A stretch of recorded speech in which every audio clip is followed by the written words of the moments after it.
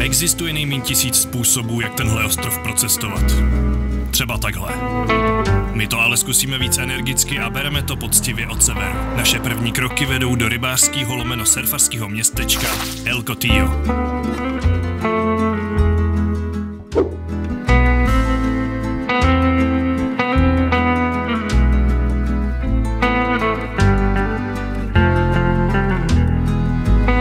Do začátku sezóny chybí ještě pár dní, takže ve městě narážíme maximálně na lokály a máme skvělou příležitost projít si uličky města v relativním klidu. Před ostudou z tohohle nezdařeného placáku utíkáme do jediný otevřený hospody. Snad nám kvalitní protein dá sílu objevit co nejvíc z nejmagičtějšího z Kanárských ostrovů Fuerteventury.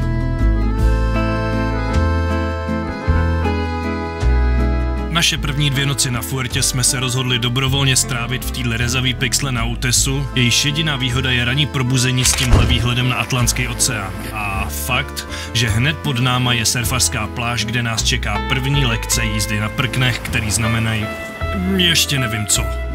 Z důvodu mechanického poškození SD karty v GoPru jsme ztratili veškeré záznamy o našem tréninku. Dovolil jsem si tedy vytvořit ilustraci, která odpovídá skutečnosti 1:1. Did it with a big frontside air reverse. He's up once again, loading up for something huge. Has speed, and he's going to go to the air again. Monster out there. Jo, přesně takhle to bylo. Ze silně turistického Coraleja vyrážíme do okolí prozkoumat některé zajímavé pláže. Ta první je hned za městem a je součástí Národního parku Coralejo, což je rozsáhlá plocha dun, tvořených převážně pískem ze Sahary, která je odsud, koho by to napadlo, vzdušnou čarou jenom pár desítek kilometrů. Playa de Ajuy je zapadlá pláž na kraji stejnojmenného města, z obou stran ohraničená útesem a jeskyněma, které jsou součástí nejstaršího geologického útvaru na Kanárských ostrovech.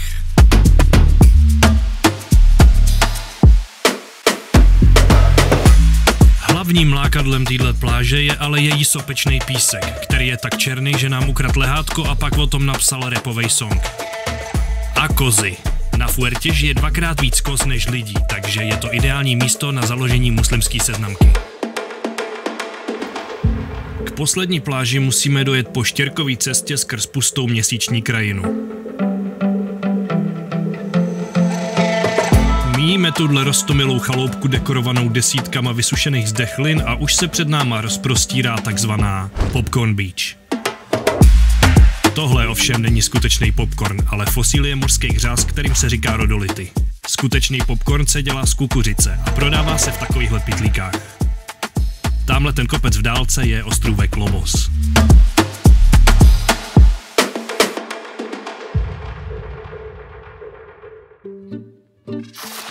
S tímhle sexy kopcem po naší levici se blížíme do rokle, ze který si dáme vejšlap na skalní oblouk Arco de las Peñitas. Tahle vycházka obnáší hodinový trápení v rozpálených skalách, spoustu potu, slz a krve. Terén je zrádnej a každá rostlina, o kterou se otřeš, je připravená škrábat, bodat a řezat. Jo, to je ale pohodový hike, vole.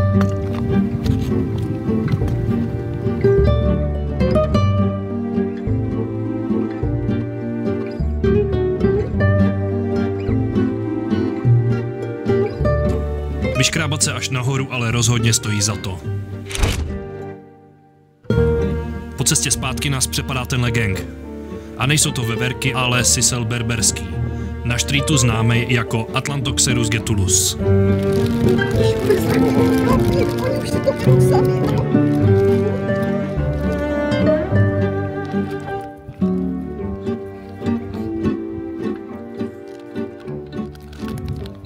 Fuj, mě jedna postrala. Větrný mlýny jsou nedílnou součástí zdejší krajiny už od 17. století. Na ostrově jich stojí asi 40. Několik z nich funguje do dneška k výrobě tradiční mouky zvaný gofio. Ta se mele z praženého obilí a je údajně nejstarší potravinou na Kanárech. Ale ještě o pár let starší je posvátná hora Montaña de Tindaya, kterou Gaunčové, původní obyvatelé ostrova, uctívali nejspíš už 500 let před Kristem.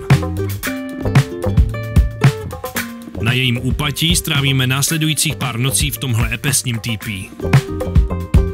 Ne, to bych byl fakt osel.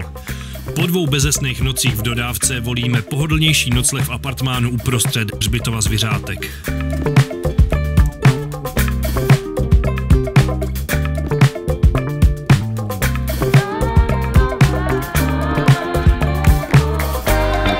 Bydlení s výhledem nahoru je nádherný a jako bonus tu kočky dávají dobrou noc. I dobrý ráno. I dobrý odpoledne. Místo, kde se nacházíme, se nazývá Casa La Paz a je to ekofarma, která připomíná hippie komunu někde v Nevadě, což je mimo jiné jméno jedný z místních oslic. Náhoda? Nemyslím si. Zaměřuje se na udržitelnost a minimalizaci dopadu na životní prostředí. Nabízí mimo jiné zázemí pro jógu, malej skatepark a spoustu dalších aktivit.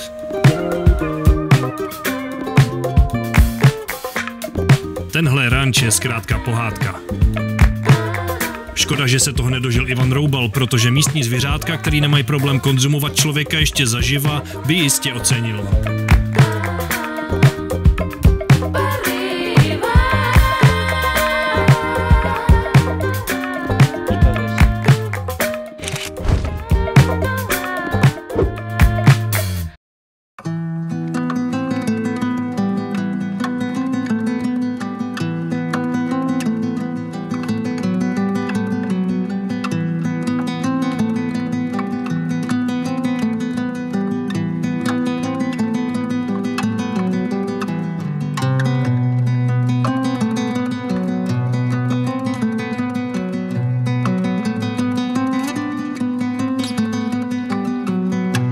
Vzhledem k tomu, že celý ostrov existuje díky vulkanické činnosti, nemůžeme se nepodívat na jednu z jeho sopek. Vydáváme se teda na tu nejslavnější, Calderón Hondo, která je zachovalá a dobře přístupná. Je vysoká 278 metrů a po jejím zdolání nabízí výhled na okolní měsíční krajinu, oceán a do jejího kráteru hlubokýho víc jak 100 metrů.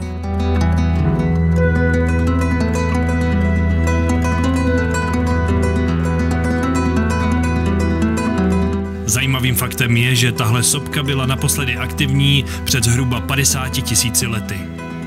Což znamená, že jediný doposud žijící organismus, který pamatuje její erupci, je Helena Vondráčková.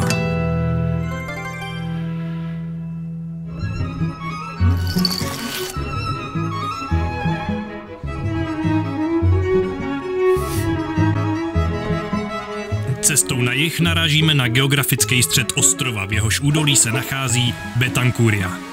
Nejstarší město na Fuertě a do 19. století hlavní město Kanárských ostrovů. Ve skutečnosti je to ale vesnička, co se dá projít za pár minut. Její dominantou je původně barokní kostel Santa Maria de Betancuria a pak je tu kašna.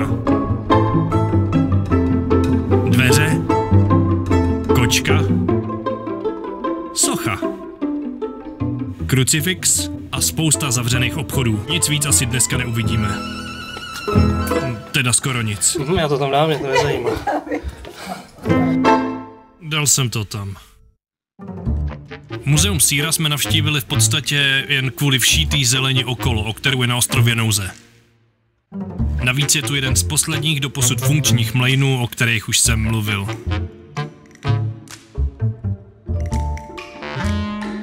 Zahrada poskytuje kromě příjemného stínu i tenhle roztomile uchylný kaktus.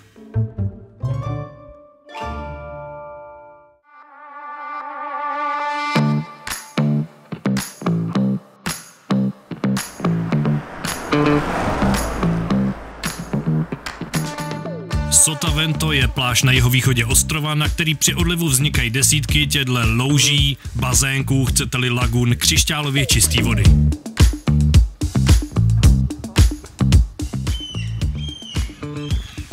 Ideální místo pro někoho, kdo na plavání dostal diplom se želvou jako já. No to je krásný.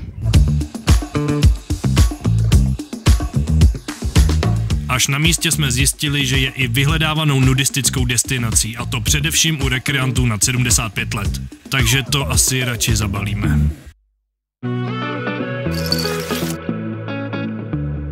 I když se snažíme vyhýbat rezortům a turistickým místům, nějak jsme se ocitli v Morochable.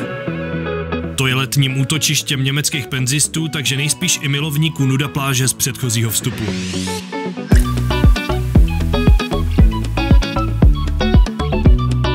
My si ale uděláme procházku s přestávkou na pár drinků po plážích a kolonádě, od starého města přes rušný centrum až k ikonickému majáku.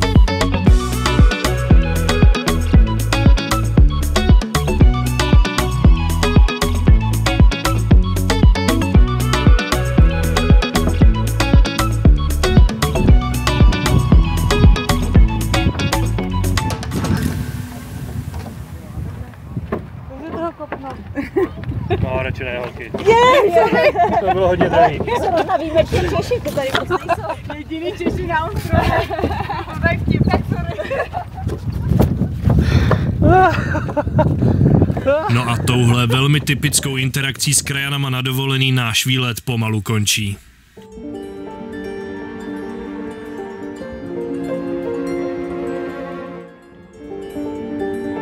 Tohle je náš poslední západ slunce a co říct závěrem? Fuerteventura je další nádherný místo na této planetě, kam se snad jednou vrátíme.